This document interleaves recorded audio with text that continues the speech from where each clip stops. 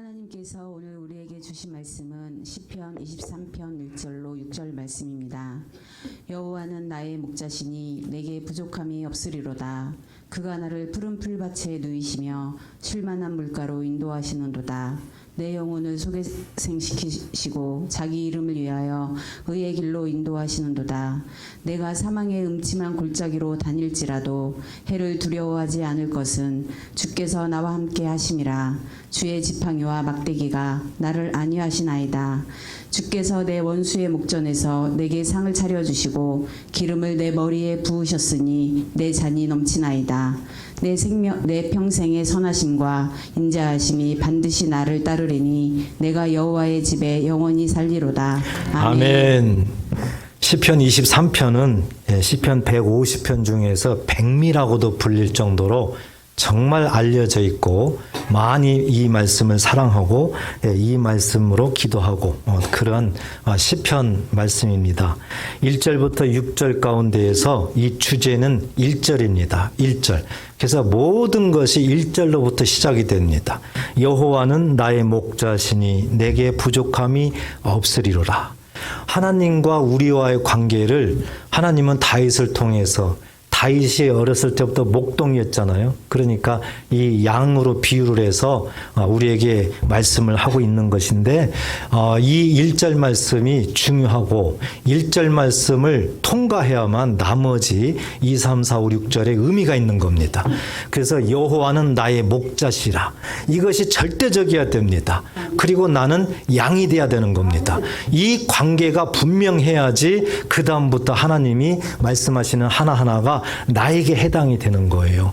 그래서 우리가 1절과 2절을 살펴봤습니다. 오늘은 3절 중심으로 해서 우리 하나님의 말씀을 마음속에 깊이 새기고 은혜 받는 그런 복된 시간 되기를 간절히 소원합니다. 우리가 지나다니고 또 차를 타고 가다 보면 이 길이 있잖아요. 길이. 그래서 어떤 데는 이 두 갈래 갈림길이 있고, 어떤 데는 이 세 갈래 길, 삼거리가 있고요. 어떤 데는 또 네 거리가 있잖아요. 사거리. 또 어떤 데는 또 오거리가 있더라고요. 그래서 이제 걸어가든지 차를 타고 가든지 이렇게 갈 때는요, 이게 분명하게 알지 못하면, 분명하게 목표가 없으면은 이 어디로 가야 될지 잘 모르겠어요. 어디로 가야 될지. 그래서 이리 갈까 저리 갈까, 차라리 돌아갈까, 뭐 어떤 그런 마음이 생기는 거예요. 그래서 그냥 이리 가자. 가면은 한참 가다 보면은 이게 아닌데, 잘못 왔나 봐. 또 다시 돌아가야 되는 거죠. 그래서 길을 분명하게 모르게 되면은 이런 그런 현상들이 일어나게 됩니다. 저는 예전에 같이 이렇게 훈련받고 이런 분 중에 하나가 큰 위험한 일을 당했었어요. 어제까지만 해도 저하고 통화를 했어요. 이제 오래전에. 그런데 갑자기 이 아침에 일찍이 이제 전화가 온 겁니다. 깜짝 놀랐어요. 병원이라고 그래가지고. 그래서 자초지정을 신방 가서 들어보니까 이분이 이제 사업하시는 분인데 지방에 어딘가를 이제 가는데 이제 밤이 된 겁니다. 밤에. 그래서 내비를 켜고 이렇게 가게 되는데 아마 이제 어떤 그 바닷가 길을 이렇게 아마 이게 쭉 간 것 같아요. 아마 참 이 지방이 어디 멀리 갔다고 하니까. 그런데 이분이 이제 내비를 켜고 가는데 그 내비가 우회전 이게 표시가 있더라는 거예요. 이제. 그래가지고 이분은 그냥 생각 없이 우회전을 했다는 거거든요. 근데 컴컴하잖아요. 근데 유난히 그 앞에는 컴컴하더래요. 이 가로등도 없고. 그래가지고 시골이니까 그런가 보다 해가지고 이분이 쭉 그냥 달렸다는 겁니다. 달렸는데 순간 이런 소리가 나오게 되고 갑자기 앞에가 그냥 바다가 돼버린 거예요. 보니까는 이제 방파제로 어떻게 들어가가지고 그냥 무조건 달리다가 이분이 그 끝에서 그냥 이 바다로 그냥 무슨 넓이뛰기 하듯이 이제 그렇게 된 거예요. 그래서 이분이 밤이기 때문에 순간 죽었다. 그리고 순간 그 몇 초도 안 되는데 별 생각이 다 나더래요. 뭐 자식생가 내가 뭐 장롱에다가 얼마를 놨는데 이걸 자식한테 주고 죽어야 되는데 뭐 엄청난 생각들이 많더라는 거예요. 이 사고 나는 분들 얘기 들어보면은 그런가 봐요. 그 몇 초 사이에 모든 게 다 생각이 난다는 거 아니에요? 그래서 이분이 바다에 그냥 차로 푹 빠진 거예요. 그래서 죽었구나. 이제 이렇게 됐는데 참 놀랍게도 대부분 바닷속으로 들어가면 문이 안 열리잖아요. 예. 그 수압 때문에. 근데 문이 열려 있더라는 거죠. 문이 열려 있더라는 거예요. 그래서 이분이 사나보다. 그때 하나님이 생각이 나고 하나님께서 나를 보호하시는구나 해가지고 나온 겁니다. 나왔어요. 그래가지고 나와서 정신 차리고 보니까 뚝방길 방파제 길이더라는 거예요. 컴컴해가지고 이 길이 어딘가를 도대체 모르겠다는 거죠. 그래가지고 핸드폰도 없죠, 뭣도 없죠 해가지고 엉금엉금 기어가지고 저 멀리 불빛이 보이더라는 거죠. 그래서 거기를 어쨌든 기어갔다는 겁니다. 무서워가지고요. 그래서 거기 가가지고 보니까는 시골에 사람이 있더라는 거예요. 그래서 거기에서 전화를 좀 쓰자고 해가지고 이제 집에다 연락하고 뭐 이렇게 돼가지고 저한테까지 연락이 왔다 하면서 이분이 목사님 절대 내비 믿지 마세요 그러더라는 거예요. 그래서 제가 아니 내비가 거짓말하지 않을 텐데 그래서 집사님이 이거 잘못 본 거 아니에요? 그랬더니 하기는요. 여기가 나중에 이게 보니까 20m인가 후에 우회전이 돼 있는데 자기도 모르게 그냥 우회전했는데 보니까 그 20m 후에 진짜 길이 있더래요. 우회전할 길이. 그러니까 그 길로 갔으면 괜찮은데 요 방파제 길로 가가지고 그런 엄청난 일을 당했다. 이렇게 얘기를 하더라고요. 그래서 그분은요. 그런 그 경험을 하고 나서 진짜 길을 다닐 때는요, 조심한다는 거예요. 예. 그래서 차 운전을 이제 못한다네요. 무서워가지고. 예. 절대 못한대요. 그래가지고 그냥 버스만 타고 돌아다닌다는 거예요. 그래서 저한테 부탁 하는 거예요. 길을 잘 보고 다니시라고. 그래서, 이 길이 중요하다. 길이. 그래서 우리 인생도 우리가 어떤 길을 가느냐가 참 중요하다는 거죠. 그래서 우리가 이 시간에 이 길에 대해서 한번 생각을 오늘 말씀을 통해서 해봤으면 좋겠습니다. 우리 사람이 말하는 이 길은 굉장히 여러 가지죠. 오거리, 삼거리 뭐 이런 굉장히 길이 많습니다. 그런데요. 하나님께서 만들어 놓은 길이 있어요. 하나님께서 만들어 놓은 길은 보이지 않는 길입니다. 이건 영적인 길이에요. 이 영적인 길은요. 복잡하지 않습니다. 영적인 길은 딱 두 길밖에 없어요. 영적인 길은 딱 두 길밖에 없어요. 신명기 30장 19절에 보면 내가 오늘 하늘과 땅을 불러 너희에게 증거를 삼노라. 내가 생명과 사망과 복과 저주를 내 앞에 두었은즉 그랬습니다. 생명과 사망과 복과 저주 네 개로 되어 있죠. 그런데 이것을 두 개로 압축할 수 있어요. 생명과 복, 사망과 저주. 이건 동일한 길입니다. 그래서 하나님께서 영적으로 우리 인생들에게 만들어 놓은 길은 이 생명과 복의 길, 또 하나는 사망과 저주의 길을 내 앞에 두었다. 만들어 놨다는 거예요. 만들어 놨다. 그리고 하나님이 우리에게 원하는 게 있어요. 너와 내 자손이 살기 위하여 뭘 택하고요? 생명을 택하고. 다시 얘기해서 생명과 복을 택하라. 이렇게 하나님은 우리를 가이드하고 있는 겁니다. 이 세상은 참 복잡합니다. 그렇지만 우리 하나님은 우리에게 복잡하게 인도하지 않으세요. 단순하게 인도하세요. 이 생명과 복의 길, 사망과 저주의 길, 이 두 갈림길을 우리에게 만들어 놓고 우리에게 자유지를 주셨습니다. 그렇지만 하나님은 우리에게 이제 원하는 거죠. 다른 길로 가지 말고 생명의 길로 가라. 이것을 우리에게 하나님께서는 분명하게 말씀하셨습니다. 시편 16편 11절에도 주께서 생명의 길을 내게 보이시리니. 늘 우리에게 생명의 길을 택할 수 있도록 하나님은 우리를 안내하고 있다는 거죠. 주의 앞에는 충만한 기쁨이 있고 그 생명의 길 앞에는 충만한 기쁨이 있다는 거죠. 하나님께서 인도하시는 그 길 앞에는 충만한 기쁨이 있다. 또 하나는 그의 오른쪽에는 영원한 즐거움이 있나니. 그러니까 우리 하나님께서 우리에게 가기를 원하고 인도하는 그 길은 생명의 길이다. 그 생명의 길에는 아직 충만한 기쁨, 영원한 즐거움, 이것이 주어져 있다는 것을 우리에게 말씀합니다. 그렇기 때문에요, 우리가 세상 살면서 정말 하나님이 주시는 기쁨, 하나님이 주시는 즐거움을 우리가 경험하고 누리고 그렇게 살기를 원한다면 우리는 선택할 여지가 없어요. 오직 생명의 길, 오직 복된 길로 가야 될 줄 믿습니다. 예수 믿으면서도 이와 같은 은혜를 우리가 누리는 것이 참 중요합니다.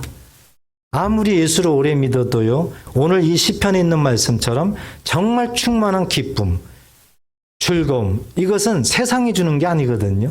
세상에 어떤 출세를 해서 세상에 자녀가 잘 돼서 뭐가 잘 돼서 그렇게 주는 기쁨이 아니에요. 그런 기쁨은 잠시 잠깐입니다. 그렇지만 하나님이 주시는 이 즐거움과 기쁨은 영원하다는 거죠. 내가 어떻게 할 수 없어요. 내가 어떻게 주체할 수가 없어요. 환경은 정말 말할 수 없는 그런 어려움과 이런 상황이 있지만 어떻게 해요? 내 안에서 기쁜데. 어떻게 해요? 내 안에서 즐거운데. 그러니까 사람들한테 저 사람 미쳤나? 그런 소리 들을 수도 있는 겁니다. 왜? 환경은 그렇지 않은데 그냥 속에서 웃는 거거든요. 그래서 이것을 경험한 분들은 분명히 압니다. 그래서 하나님께서 주시는 그런 감사, 기쁨, 이런 것들은 오직 하나님이 우리를 인도하시는, 하나님이 예비하신, 원하시는 생명의 길에만 있다는 사실이죠. 반대의 길도 있습니다. 사망과 저주의 길. 그런데 이 길은요, 절대 하나님이 주시는 그런 기쁨, 즐거움은 없습니다. 하나님께서 함께하는 길도 아닙니다. 반대로 얘기하면은 하나님이 이 세상에 죄가 들어온 이후에 사단에게 맡겼죠. 사단에게. 따라서 사단이 이 길을 지배하고 이 길로 사람들을 몰아가고 결국에는 죽음으로 인도하고 지옥까지 몰고 가는 그런 길이 이 사망과 저주의 길입니다. 이게 확연한 거예요. 이 두 길이라는 것이. 그래서 우리가 이 기로에서 정말 어느 길로 가야 되는가. 예수 믿는 사람들은 고민할 것도 없습니다. 그런데 문제는 고민하는 사람들이 많다는 게 문제죠. 고민하는 사람들. 이 현실적으로요. 그래서 우리는 오늘 본문을 통해서 정말 하나님이 예비하신 길, 생명의 길, 복의 길, 기쁨이 충만한 길, 즐거움이 영원한 길로 가시기를 주의 이름으로 축복합니다. 오늘 말씀을 보게 되면은요, 3절 보세요.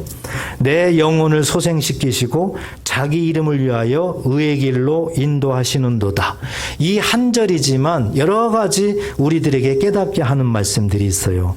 우선 자기 이름을 위하여, 이것을 우리가 조금 생각을 해봐야 됩니다. 자기 이름은 하나님의 이름이에요. 그렇죠? 그런데 이제 어떤 분은 이런 질문을 하는 분도 있더라고요. 하나님은 굉장히 자기주의라는 거예요. 이기주의라는 거예요. 그래서 왜요? 그랬더니 아니, 하나님 이름만을 위해서 자꾸 하라고 그래요. 아니, 하나님이 세상을 사랑한다면서요. 그러면은 우리를 중심으로 해서 이렇게 하셔야지 왜 자꾸 하나님이 하나님을 위해서 하신다고 그래요? 굉장히 이기주의인 것 같아요.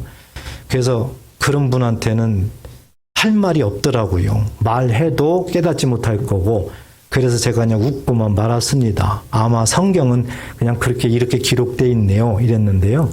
이 말은 그게 아닙니다. 먼저 성경을 보게 되면 우리 하나님에 대해서 이름은 없어요. 하나님의 이름은 없습니다. 여러분, 이름이 있다는 얘기는 누군가가 이름을 지어준 거 아니에요?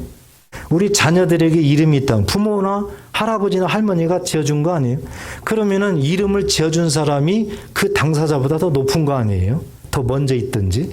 우리 하나님보다 먼저 있는 이 세상에 그 누구도 없습니다. 하나님은 창조주이십니다. 그렇기 때문에 하나님은 이름이 없는 것이 당연한 거예요. 그런데 하나님을 알리기 위해서 가장 먼저 우리에게 보여주는 것은 모세에게 보여주신 것이죠. 모세를 애굽으로 보낼 때 하나님께서 모세를 자꾸 보내려고 하잖아요. 이런저런 말을 하면서 그랬더니 모세가 안 가려고 그러잖아요.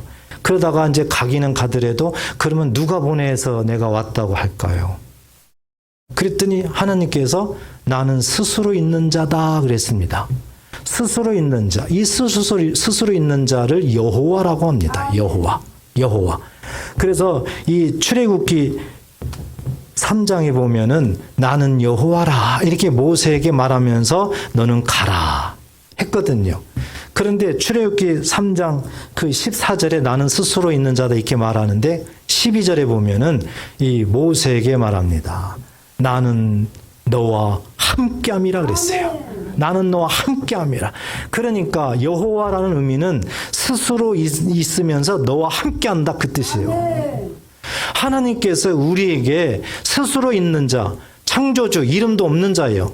그러면서도 너와 함께한다는 것을 분명하게 모세에게 말씀했어요. 그래서 여호와라는 단어가 등장을 하게 되는데 이 여호와라는 것도 하나님의 이름이 아니에요. 원래는 형용사입니다. 형용사. 그렇게 자꾸 여호와라는 것을 쓰임을 받다가 이제 자동으로 이것이 명사화되는 겁니다. 그래서 여호와를 하나님이라고 우리가 자꾸 부르는 거예요. 그러면 성경에 보면 어느 때는 여호와라고 부르고 어느 때는 하나님이라고 부르잖아요. 그런데 여호와라고 부를 때는 특징이 있어요. 하나님께서 모세든 하나님의 선지자들은 우리에게든 약속의 말씀을 하십니다. 하나님께서 이렇게 하마 내가 너와 함께 하마 이렇게 저런 약속을 하세요. 그 약속을 할 때 꼭 여호와라는 말을 쓰세요. 그러니까 여호와라는 말은 약속, 하나님의 약속이 주어질 때 쓰시는구나. 이것을 우리가 잘 이해하면은 우리에게 굉장히 도움이 된다는 것이죠. 그래서 이 하나님은 천지를 창조하시고 하나님은 우리를 구원하려고 하시는 분이에요. 따라서 하나님의 성품은 우리를 구원하시기 위해서 약속하신 신실하신 분입니다. 믿으십니까? 하나님은 거짓이 없으세요. 하나님은 신실하게 우리를 인도하십니다. 이것이 하나님의 성품이에요. 그러므로 자기 이름을 위하여 이 뜻은 하나님의 성품이 이러기 때문에 하나님의 성품이 우리를 구원하려고 하는 분이시기 때문에 그 뜻입니다. 그러니까 하나님 그 성품대로 우리를 의의 길로 인도하신다 그거예요. 의의 길은 뭡니까? 세상적으로 의 그러면은 옳음이라는 의미죠. 옳음, 정의 이런 말이죠. 그런데 이것은 세상적인 거고요. 성경적으로 하나님이 말씀하는 의는 뭡니까? 로마서 1장 17절에 보면 복음에는 하나님의 의가 나타나서 복음에는 하나님의 의가 나타나서 따라서 의는 하나님의 복음을 의미합니다. 하나님의 말씀을 의미한다고요. 그러니까 하나님의 말씀, 하나님의 말씀의 옳음이에요. 하나님 말씀의 정입니다. 그래서 의의 길로 인도한다는 얘기는 하나님의 말씀의 길로 인도한다. 그런데 하나님의 말씀은 생명의 길이죠. 구원의 길이죠. 그렇기 때문에 의의 길이라는 것은 생명의 길을 의미한다는 거예요. 생명의 길. 그래서 우리는 이제 하나님께서 우리에게 왜 이렇게 자기 이름을 위하여 그리고 하나님의 목적은 뭐예요? 의의 길로 인도하시는도다. 우리에게 이렇게 말씀을 했어요. 그런데 그 당시에 가만히 보세요. 시편 23편이 이 다윗이 기록한 시인데 목자와 양을 비유하면서 말씀하잖아요. 그러면 우리가 목자와 양을 한번 생각해 보세요. 만약에 목자가 2절에 있는 말씀을 가만히 보면은 우리를 푸른 풀밭으로 누우시며 쉴만한 물가로 인도하시는다 그랬잖아요. 뭘 의미한다고 그랬습니까? 평안, 안식을 의미한다고 그랬어요. 자, 그런데 우리가 하나님을 보게 되면은요. 항상 그 자리에 내버려 두진 않습니다. 양을 보세요. 정말 풀밭으로 목자가 인도했습니다. 양들이 그 풀을 뜯어 먹어요. 배가 불러요. 또 물을 먹게 해요. 그러면은 이제 그곳은 어느 정도 풀이 다 뜯겨져서 더 이상 더 좋은 게 없어요. 그러면 목자는 어떻게 됩니까? 어디론가 찾아가야 됩니다. 그래서 목자가 풀을 먹고 있을 때 또 한 사람은 그 좋은 풀밭이 있는 곳을 찾아다닌다는 거예요. 찾아다닌다. 그래서 다음에 이 양들을 인도할 곳을 이제 정해서 이제 그곳을 인도한다는데요. 그 풀밭은요, 이스라엘의 이 풀밭은 거의 우리가 상상하는 그런 것이 없단 말이에요. 드문 뭐 이렇게. 그리고 그런 풀밭을 찾아가면 어떤 데는 골짜기를 지나가야 되고, 어떤 때는 이 낭떠러지 위를 지나가야 되고, 뭐 그럴 때가 있는 겁니다. 그런데 풀밭이 거기 있으면은 그걸 찾아가야 되는 거예요. 그러니까 양들의 목숨이 위태롭다 하지만 올라가야 되는 거예요. 골짜기로 낭떠러지로 막 다녀야 되는 겁니다. 목자는 이 양들을 한 곳에 내버려 두질 않아요. 다른 풀밭을 위해서 이동을 하게 됩니다. 그런데 이동할 때 보니까 위험한 일들이 너무 많아요. 잘못하면 떨어져요. 죽을 수 있어요. 그리고 잘못하면은 이 맹수들이 항상 집중하고 있기 때문에 언제 양들을 낚아채 갈 줄을 몰라요. 그렇기 때문에 이 목자들은 굉장히 양들에게 주목하고 있어요. 자, 이런 모습을 다윗과 하나님과 관계로 비유를 했단 말이죠. 하나님께서 보세요. 다윗을 인도할 때 보니까 늘 평안하다, 안식하다 이게 아닙니다. 보면은 항상 도망 다녀야 되고요. 항상 쫓겨 다녀야 되는 거죠. 그러니까 늘 편안한 자체가 아닙니다. 항상 죽음의 고비 문턱 앞이에요. 그런데도 하나님은 그렇게 다윗이 가는 곳마다 그 위험한 일이 있을지라도 하나님은 목자가 되셔서 다윗을 지키시고 보호하셨다는 겁니다. 그리고 다윗이 항상 의의 길로 갈 수 있도록 하나님을 떠나지 아니하도록 늘 다윗에게 생명의 길로 인도하셨다는 거죠. 그래서 목자와 양의 관계가 하나님과 우리와 관계를 하나님께서는 분명하게 우리에게 보여주셨다는 것입니다. 그래서 우리가 이 의의 길로 간다는 것은 굉장히 중요한 일이죠. 하나님은 의의 길로 인도하신다고 약속을 하셨습니다. 나는 여호와라, 약속의 하나님이라고 우리에게 말씀을 하신단 말이죠. 그렇기 때문에 우리가 신앙생활하면서 어느 길로 갈 거냐 고민하면 안 됩니다. 내가 지금 어느 길로 가고 있는가 이것도 분명해야 됩니다. 그럴 때 우리 하나님은 나의 목자가 되시고 우리 예수님께서 어린 양이 되셔서 우리를 위해서 십자가에 죽어서 우리에게 생명, 구원을 주신 것처럼 우리도 날마다 그와 같은 은혜를 누리면서 기뻐하고 즐거워하는 삶이 될 줄 믿습니다. 이 생명의 길, 이 의의 길 이제 우리가 알았는데요. 다윗을 보니까 여러분 참 쉽지가 않아요. 쉽지가 않아요. 다윗의 인생의 여정을 보면은 우리가 생각할 때는 그냥 무조건 편안한 거예요. 어떤 문제가 없는 겁니다. 그냥 예수를 믿으니까 만사형통 막 다 잘 돼야 되는 거예요. 우리는 이런 생각을 한단 말이죠. 절대 오해입니다. 예수를 믿든 안 믿든지 간에 우리는 이 세상에 살기 때문에 겪을 건 다 겪습니다. 다 겪어요. 차이점이 뭐냐? 예수 믿고 예수님을 따라가는 자는 목자가 되시기 때문에 우리가 위경에 처해 있어도 목자가 지키시고 보호하시고 우리를 이끌어가기 때문에 우리가 살아나는 거고요. 만약에 목자가 없으면은 그냥 보기는 좋습니다. 내 마음대로예요. 내 마음대로 자유롭게 사는 것 같아요. 양이 목자 없이 한번 돌아다녀 보세요. 여기가 좋다. 혼자 막 돌아다니 보세요. 언제 맹수가 날 뛰어와가지고 그냥 순식간에 잡아먹을지 몰라요. 혼자 돌아다니다가 그냥 맹수한테 그냥 먹히는 거거든요. 하나님이 우리를 너무 잘 아세요. 우리가 이렇게 목자 없이 돌아다니면은요, 악한 원수마귀, 할 수만 있으면 택한 자들을 미혹해서 우는 사자처럼 삼킬 자를 찾고 있는 악한 원수마귀가 늘 우리를 도사리고 있어요. 그렇기 때문에 정말 나의 목자를 따라가지 아니하면, 정말 목자가 예비하신 길로 내가 가지 아니하면 우리의 인생길은요, 뭐 가시밭은 아무 문제가 아니에요. 완전히 내 영이 그냥 피폐되고 내 영이 그냥 지옥으로 계속 달려가는 모습이에요. 그렇기 때문에 우리는 이 생명길로 가야 되는데 현실적으로는 쉽지가 않다. 그래서 우리 예수님도 마태복음 17장 13절에 보면 좁은 문으로 들어가라. 멸망으로 인도하는 문은 크고 그 길이 넓어 그리로 들어가는 자가 많고 그랬습니다. 우리 예수님께서 좁은 문, 넓은 문을 지금 설명하고 있죠. 그 문으로 들어가면 이제 길이 있다는 거예요. 좁은 길이 있고 넓은 길이 있다는 거거든요. 그런데 넓은 길로 들어가니까 그 길은요, 넓어가지고 들어가는 사람들이 그렇게 많다네요. 그러니까 자기 맘대로 살고 목자가 필요 없고 내가 가고 싶은 데 가고 뭐 그냥 그런 모습이에요. 그런 모습. 그 길로 막 들어간 사람이 많다. 주님이 말씀하는 건데 주님은 넓은 문으로 들어가라 말씀하지 않죠. 좁은 문으로 들어가라 이렇게 말씀하죠. 그러면서 좁은 문에 대해서 14절을 설명을 하죠. 생명으로 인도하는 문은 좁고 길이 협착하다. 찾는 자가 적음이라 그랬습니다.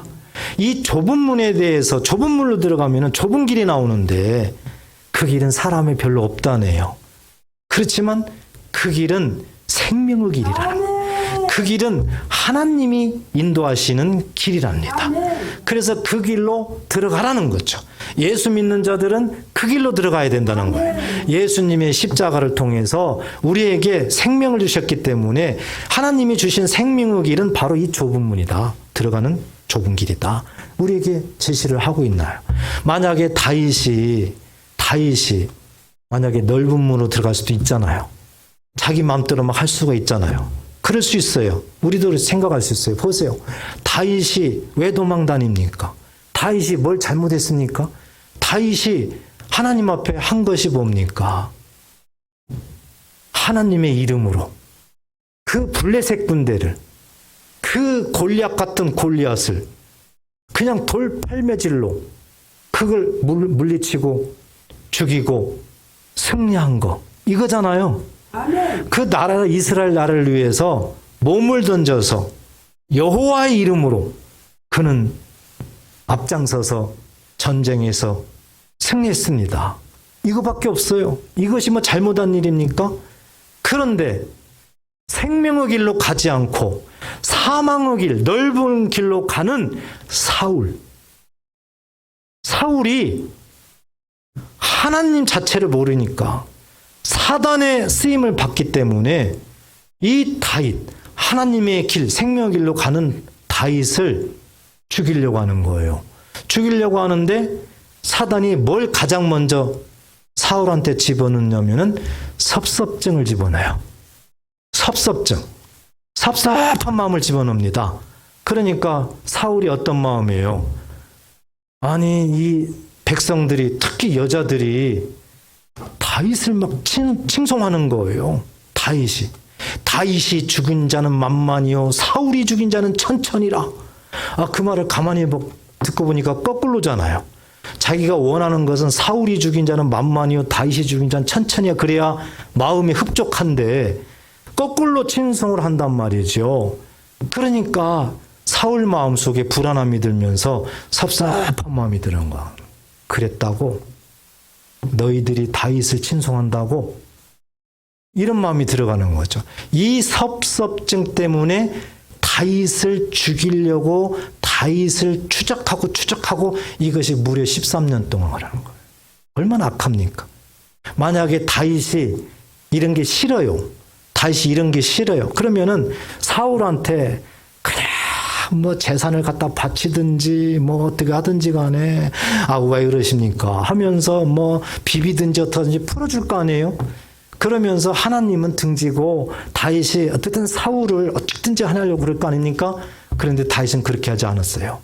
오직 하나님의 말씀, 오직 하나님께서 나의 앞길을 인도하신다. 하나님이 나의 목자시다. 내가 어렵든 힘들든 즐겁든 오직 하나님만이 나의 목자시다. 주님만이 나의 반석이시요 나의 요새시라. 이 고백을 하면서 믿음으로 담대하게 하나님만을 의지하면서 악한 길로 가지 않고 생명의 길로 갑니다. 그 길이 좁은 길이었어요. 그 길이 도망 다니는 길이었어요. 이렇게 좁은 길은 우리가 생각하는 예수 믿으면은 편안할 거야. 잘 될 거야. 자녀도 잘 되겠지, 돈도 잘 벌고 부족함이 없겠지. 전혀 그렇지 않습니다. 실질적으로 이런 마음으로 교회 다니다가 어려움 당하니까 아닌가벼, 아닌가 봐. 그래서 교회를 떠난 사람들이 많잖아요. 이건 오해한 거예요. 잘못한 거죠. 생명의 길은 좁습니다. 우리가 세상 살면서 예수 믿어도 당하는 고통들이 많습니다. 어려움이 많습니다. 그렇지만 하나님이 말씀하는 그 생명이라는 것은, 하나님이 말씀하는 오늘 2절에서 말씀하는 푸른 풀밭, 쉴만한 물가는 평안이라고 그랬죠. 안식이라고 그랬죠. 그런데 이것은 우리들의 육체가 편안하고 안식한다면 그게 아니라, 우리가 비록 육체는 힘들고 내가 많은 문제 속에서, 어려움 속에서, 환난 속에서 살고 있지만, 그래도 나는 하나님이 목자가 되시고 하나님의 말씀을 내가 따라가고 하나님이 나를 지키시고 보호하시고 하나님이 순간순간 나와 동행한다는 이 믿음을 갖고 있으면은 바로 그곳이 안식인 줄 믿으시기 바랍니다. 이곳이 의의 길이에요. 이곳이 좁은 길이라고요. 그래서 좁은 길은 가기가 힘들어요. 어려운 일이 많아요. 그렇지만 그 길은 생명의 길이에요. 그 종점이 어디입니까? 천국이에요. 반면에 넓은 길은 아무리 처음에는 야 좋다, 자유롭다, 아무렇게나 해도 좋겠다 야 막 하잖아요. 그런데 이제 가면 갈수록 더 멀리 가고 어렵고 돌아올 수 없는 거죠. 그래서 결국에 도달하는 끝은 어디입니까? 지옥이라는 거예요. 그래서 우리 예수님은 우리들에게 강조합니다. 좁은 길로 들어가라. 좁은 문으로 들어가서 좁은 길로 들어가라. 절대 세상 사람들처럼 넓은 길로 가지 말라. 우리에게 신신당부를 하고 있는 것입니다. 여러분, 이렇게 하나님은 우리에게 의의 길을 예비하시고 우리를 세밀하게 인도하시는 거예요. 모든 삶은 다 다르죠. 다 사람마다 형편과 사정이 다릅니다. 다 마음도 다릅니다. 그렇지만 이 모든 것들은 세상적인 겁니다. 육체적인 거예요. 우리는 하나님을 온전하게 믿는다면 예수님의 십자가로 인해 가지고 우리는 성령 받은 자들입니다. 믿으십니까? 그렇다면 세상 것을 자꾸 잣대로 대지 마시고 성령이 내 안에 계신다. 이 마음을 가지고 오직 나에게 펼쳐놓은 길은 생명의 길이다. 이 믿음을 가지고 우리는 의의 길로 가야 되는 거예요. 그런데 의의 길로 갈 때 꼭 한 가지 전제 조건이 있습니다. 전제 조건. 그게 뭘까요? 오늘 2절 처음에 보니까 내 영혼을 소생시키시고 그랬습니다. 의의 길로 가기 위해서 반드시 해결해야 되는 그 한 가지는 내 영혼이 소생돼야 돼요. 소생이라는 것은 회복이죠. 내 영혼이 회복되지 않고서는요, 아무리 의의 길로 가려고 해도 절대 갈 수가 없어요. 이것만큼은 해결돼야만 의의 길로 갈 수 있다는 걸 보여주고 있는 겁니다. 그래서 정말 우리는 이 내 영혼이 소생돼야 된다. 이 마음을 굳게 잡아야 돼요. 우리가 구약 성경의 사사기 보면은 삼손이 나오죠. 삼손은 태어나기도 전부터 하나님께서 구별하셔가지고 이 땅에 보내셨어요. 그래서 구별하신 자 나시린입니다. 그렇기 때문에 하나님을 알 수밖에 없고 하나님의 길로 갈 수밖에 없어요. 그 당시에 가장 주변에서 이스라엘을 괴롭혔던 나라가 블레셋이에요. 그래서 하나님의 감동으로 블레셋을 할 수만 있으면은 물리치려고 해요. 물리치려고. 그런데 그게 마음대로 안 되잖아요. 그래서 삼손이 의도적으로 자꾸 블레셋 사람들과 접촉하려고 합니다. 삼손이 굉장히 젊고 이제 장가도 가고 그래야 되기 때문에 이제 가장 현실적으로 마주치는 것이 뭐예요? 여자죠. 그래서 tim나 여인을 어떻게 좋아하게 되고 사랑하게 돼서 이제 결혼을 하려고 자기 아버지 부모를 설득해요. 부모는 반대했지만 자식 이길 부모가 없다고 허락합니다. 그래가지고 딥나 여인에게 이제 결혼도 하고 뭐 이렇게 되는 거예요. 근데 성경을 가만히 보면은 삼손에게 의도가 있었어요. 이 블레셋 죽이려고. 블레셋 사람들을 멸망시키려고 이런 하나님의 마음이 품고 있었습니다. 이게. 그래서 이제 여러 가지 일이 있었지만 아무튼 블레셋과 싸움을 해야 되는 상황이에요. 그래서 수천 명이 그냥 블레셋 사람들이 삼손을 공격하려고 죽이려고 벌떼처럼 달려오는 거예요. 그때 삼손이 딱 주변을 보니까는 나귀 턱뼈가 하나 있어요. 그래서 그걸 가지고 도망가지 않냐고 그냥 나귀 턱뼈로 싸우는 겁니다. 그런데 성경을 보니까 세상에 1000명을 죽였대. 1000명을. 여러분 믿어지시나요? 어떻게 이것이 가능합니까? 나귀 턱뼈가 뭐 얼마나 크겠어요? 한꺼번에 몰려들면 그냥 죽는 거 아닙니까? 그런데 1000명을 죽였다는 거예요. 무슨 의미예요? 하나님이 싸우셨다는 거죠. 하나님. 네, 삼손은 그냥 이거 갖고 그냥 행동만 한 겁니다. 하나님께서 그냥 전부 다 싸우셨다는 거죠. 이렇게 삼손이 구별된 자로서 하나님의 그 마음을 품고 하나님의 길로, 선한 길로, 생명의 길로 가니까 하나님이 다윗처럼 지키시고 보호하다는 것을 우리에게 보여주고 있는 것입니다. 이렇게 되니까 이제 삼손이 그 전쟁에서 승리를 했어요. 그래서 삼손이 어떤 고백을 하느냐. 사사기 15장 18절 19절 보니까 삼손이 심히 목이 말라 여호와께 부르짖어 이르되 주께서 종의 손을 통하여 이 큰 구원을 베푸셨사오나 내가 이제 목말라 죽어서 할례 받지 못한 자들의 손에 떨어지겠나이다 하니 하나님이 레이에서 한 우묵한 곳을 터뜨리시니 거기서 물이 솟아나오는지라 삼손이 그것을 마시고 정신이 회복되어 소생하니 그러므로 그 샘 이름을 에낙고레라 불렀으며 그 샘이 오늘까지 레이에 있더라. 아멘. 삼손이요 이들하고 싸우려니까 얼마나 육체적으로 힘듭니까? 뭐 힘 자체가 없어지는 거 아니에요? 육체적으로 뭐 어떻게 할 수가 없는, 죽을 수밖에 없는. 그런데 하나님이 그 레이라는 장소 거기에서 그냥 우물을 터뜨리는 거예요. 아무것도 없는 그 사막에서 하나님 우물을 터뜨리니까 나오는 거예요. 삼손이 그걸 먹으니까 육체가 회복되는 거죠. 근데 육체뿐만 아니라 성경에 보니까 뭐예요? 정신이 회복됐더라 그랬습니다. 영혼이 회복됐다는 거예요. 그렇습니다. 영혼이 회복돼야 우리는 의의 길로 생명의 길로 끝까지 갈 수 있는 것입니다. 영혼이 회복되는 게 중요합니다. 어떤 환경에서도요 이유가 없어요. 가장 중요한 것은 내 영혼이 회복돼야 되는. 그래야 끝까지 주님을 믿고 의의 길로 간다는 사실을 꼭 믿으시기를 축복합니다. 이제 우리는 어떻게 해야 되나요? 그렇다면은 하여튼 영혼이 회복되고 의의 길로 가야 되는구나. 이것이 우리에게 이제 하나의 문제로 남아있는 거예요. 여러분은 지금 한번 생각해 보십시오. 어느 길로 가고 있습니까? 정말 예수 믿으면서 자신한테 물어보세요. 나는 어느 길로 가고 있습니까? 한번 물어보십시오. 우리 주님은 또 우리를 불쌍히 여겨서 절대적으로 의의 길로 가도록 또 하나의 방법을 가르쳐주고 있어요. 요한복음 15장 4절에 보면 내 안에 거하라. 나도 너희 안에 거하리라.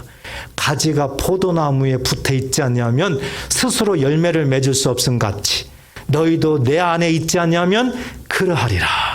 아멘. 붙어 있으면 된다. 아멘. 누구한테요? 주님께. 아멘. 다른 방법이 없어요. 오직 주님께만 붙어 있으면 됩니다. 아멘. 무슨 문제가 있어도 주님께 붙어 있으면은 이 영혼이 소생되고 우리는 의의 길로 갈 수가 있습니다. 우리 주님만이 우리의 구원자이세요. 절대 사람이 우리를 구원할 수가 없습니다. 아무리 힘 있는 사람이라도 구원할 수는 없어요. 육체적으로 도움은 줄지언정 절대 구원할 수는 없습니다. 주님을 따라가야 됩니다. 절대 사람을 따라가면 안 됩니다. 주님만을 믿어야 됩니다. 사람을 믿으면 안 돼요. 오직 주님만이 나의 목자십니다. 주님만이 나의 선한 길로 인도하십니다. 끝까지 나의 삶에 주님만이 따라가기를 소원합니다. 그런 마음으로 이 시간 여러분들께서 마음에 잘 새기시고 진정으로 나는 지금 어느 길로 가고 있습니까? 마음에 깊이 새기시기를 바랍니다. 기도하겠습니다. 하나님 아버지